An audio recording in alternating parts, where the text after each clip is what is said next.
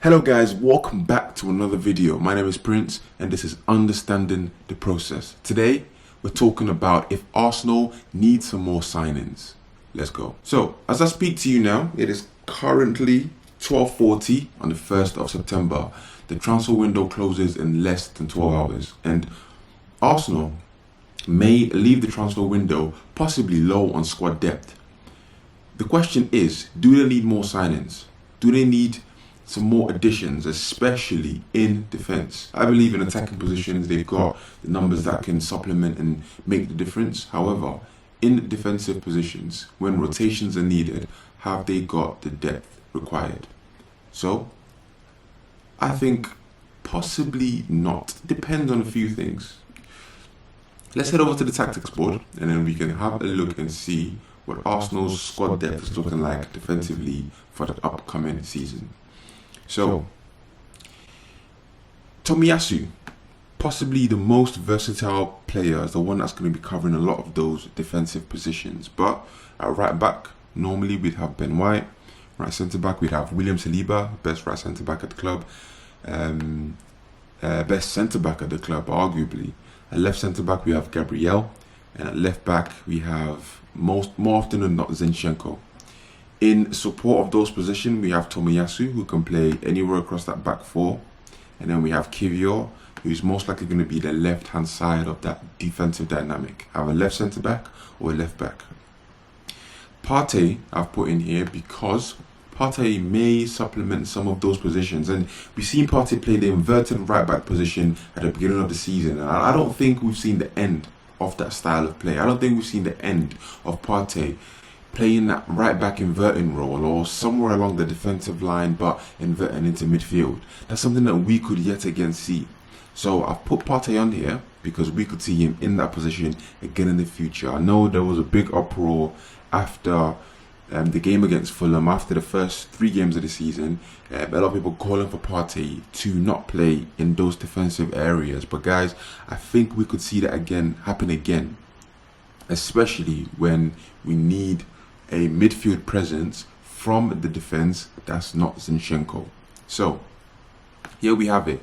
White, Saliba, Gabriel, Zinchenko, and then we have Tomiyasu who can deputy, and we have Kivior who can deputy, and Partey as well if need be. The biggest miss is the guy up here, number 12, Yuri Timber, because he could play pretty much anywhere across that back line. But without him, we now have 1, 2, 3, 4, 5, 6 for definite, and 7 when we include Thomas Partey. Now, for comparison, I know Man City and Arsenal are compared a lot, and there are some ways in which they differ, but that's the team that we're trying to beat. So we need to have a look at how they did what they did last year, especially since we're now in the same competitions as them. When we look at Man City's squad depth last season, we can see that Akanji is the most consistent defender, accumulating 3,800 minutes out of a possible 5,400 for Man City. The rest of the minutes were shared amongst the other defenders, 8 other defenders, and that's why rotation was so key for what they did last year and winning the treble. Interestingly, they had last season, when we look at their defensive shape, they had 1, 2, 3, 4, 5, 6, 7, 8, arguably 9 actually defenders in that back line that played over 900 minutes. That's 9 defenders with that rotation optionality, you know, that they could rotate in between and go and play players when needed, give players a rest when required.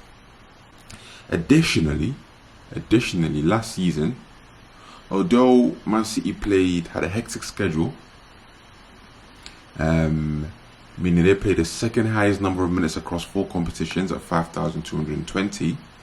Despite this, they had the fewest days missed due to injury. The fewest days missed. That means their players stayed fit more often than not. They didn't have much injury issues to contend with, right? So when you think about those two things, they had 9 defensive players to share the minutes across. Also, they had some of the least injury concerns amongst all the teams in the Premier League.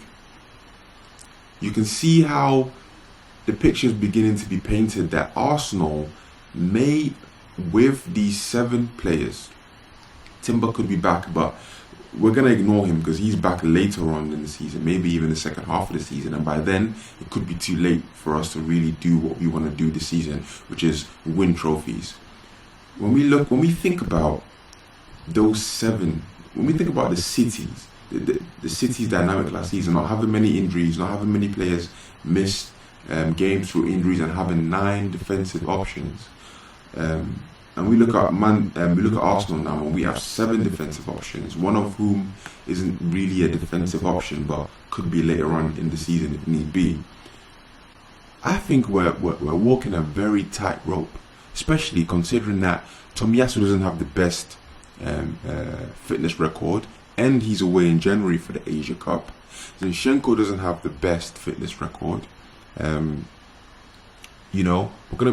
gonna have to be relying on Kiwior quite a lot for that rotation option, especially on this left-hand side.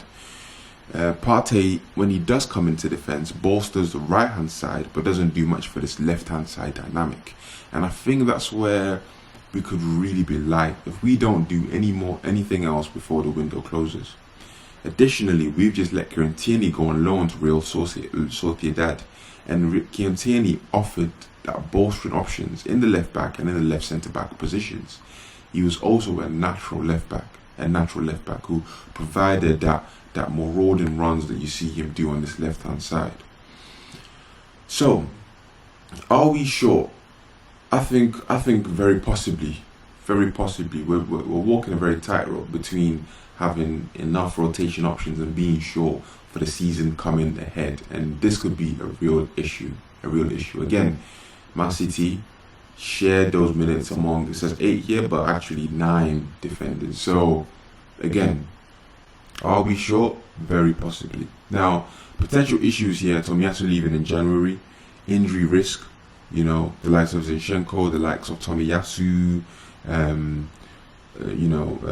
It's a possibility. Saliba missed a few games last season as well. And the quality of those rotation options, when the Kiwior comes in, can they maintain that level? When the Tomiyasu comes in, can they maintain that level? When we play Partey in defensive situations, can he maintain that defensive level? Because going forward, he's decent, but can he maintain the defensive level? Going forward, actually, when you look at the fullback position, Ben White offers more in terms of an overlap and an underlap than Partey does. So again, when we bring those players in, does the level drop or does it, increase? Rob Holding, of course, is still at the club, but he could be gone by the end of the window. And yes, he's a body, but then when we talk about the level, does it drop? Does it maintain when we bring those options in? And I think that is where the real key takeaway can be when it comes to those defensive positions. Now, potential solutions. I think signing a versatile fullback or centre back could be the way forward. I think, when we look at that City lineup, they lost Cancelo last season, but they've just brought in Josko Gvardiol, who's a top defender. We saw it in the World Cup with Croatia. Absolutely immense for Croatia's run. A top defender that they brought in. So, have they weakened? No. Have they strengthened? Arguably, yes. In those defensive areas. And it seems like we tried to strengthen with Timber, who's now injured, but we could be going into the season actually weaker than we were last year defensively. The next point is promoting academy talent. There's been a lot of talk about real Waters, and yes, top player, great potential, but to put that pressure on him at such a young age, especially when it doesn't seem like he's quite ready, just watch some highlights from the game that the academy played, the most recent game, and they lost 2-0.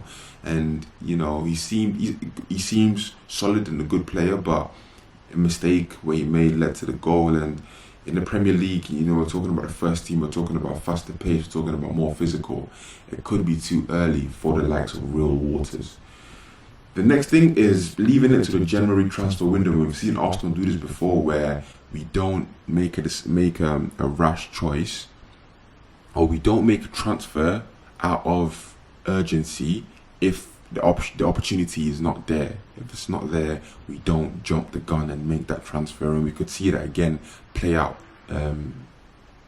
this time, and January could be the time when we strengthen. But it brings me back to the point: are Arsenal light? Do we need more signings? It feels like we do, guys. It feels like defensively there is something that defensively it's a risk. It feels like a risk, and we could go into the season with the likes of Tomiyasu and Kivior as replacement defenders, but if an injury is to happen to any one of them or any of the back line, we're talking about, you know, struggling to really not only replace them, but replace them and to keep the level high. So it'll be interesting to see what we do in the remaining hours of the transfer window. My opinion, I think we need to bring a body in, but what do I know, eh? These are the paid professionals, so hopefully they can make the right choice, and we won't be talking in November, December time about how light and how risky we are, you know, defensively.